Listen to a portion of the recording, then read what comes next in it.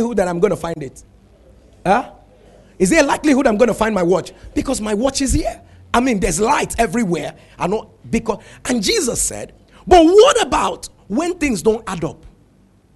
What about the season where it's not connecting? What about the season where the environment is not aligning with your vision? Every man of vision, hear me. There are days when the environment will disagree with your vision. Did you hear what I just said right now? There are days when the environment will make you second guess, am I called of God?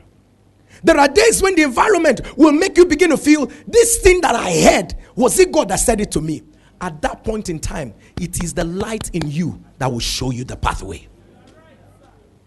And so, as much as you are looking for light outside, spend more time generating your light. As much as you're looking for light, Lord, I want the environment to give me light. I want this to happen. Spend more time generating your own light. There are seasons in life where the light of others, listen, for the 10 virgins, you probably will realize that a time came, they had to tell them, go and look for your own oil. Another, you need your own light. At some point in time in life, you need your own light. There are times when it is not the prayer of another, it is your own light. Help me look at your neighbor and tell your neighbor, I need my light. And so he said, are there not 12 hours in a day? If any man walk in the day, he doesn't need the light because he has the light of the world. But he says, if you walk in the night, you're going to stumble because there's no light in you. So if I have to negate not stumbling in the night, I have to come to that point where I need the light. Listen, there is a congregational light that comes when we are all together. But there is a one that comes when you go and generate the light from within you. And you begin to tell yourself, listen, for what you are currently doing right now, I know there's an instruction that is cascaded down to you every time from the leadership of the church, from the man of God, from the leaders where you are. But there are times when you need to sit down and build the capacity of your own light. And when you are a carrier of your own light, darkness cannot stop you. So what Jesus was simply trying to say, the reason why people stumble in the dark is that they are not light themselves. Listen, let me make you understand this. Notice the extent of the territory God has given you determines the kind of light you should carry. Let me say it one more time. The extent, the stretch of the vision of the territory that God has given you determines the kind of light you should carry. Pastor, explain what you're saying. Very simple. I'm aware that my watch produces light.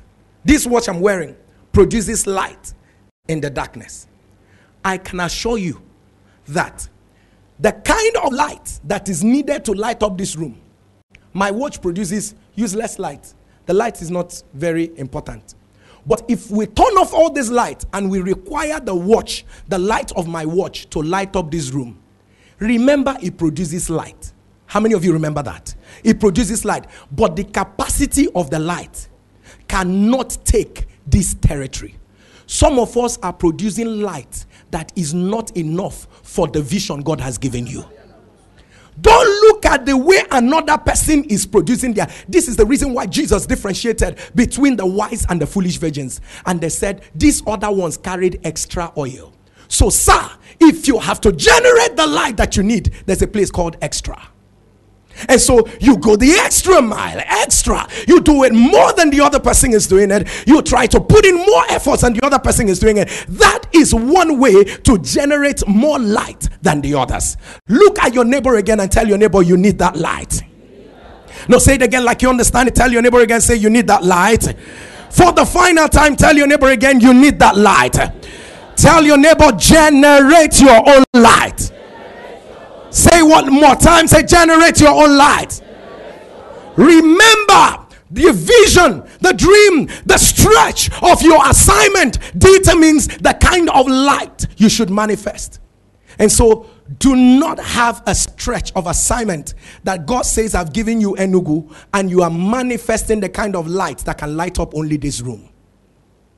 Ask yourself, by the capacity I am building in the inside, by what I am feasting on right now, Is it the kind of light that can take territories? Or the kind of light that can take only my yard? Is it the kind of light that can take territories? Is it the kind of light that can stand up and meet up with things? Or the kind of light that you see? I say this all the time.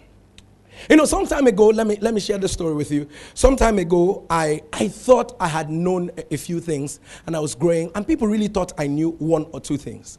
And then I went for a program somewhere. It wasn't even far. I was coming up that time in ministry. I went for a program, not very far, in Asaba. So I went there. When we finished, one of the church members said, "Oh, Pastor, I had a great time. You blessed me. Please," and invited me over to their house and said, "With the pastor and all that, please, let's have dinner." And then when we got there, it was Chinese food that we were served. And they brought the chopsticks, you know how it is, and all that. Put everything and said we should start eating. So at that point, I looked left, I looked right. So, and they said, "Oh, man of God, we're waiting for you to start." I'm like, "No, just go ahead. I mean, I just feel like I should.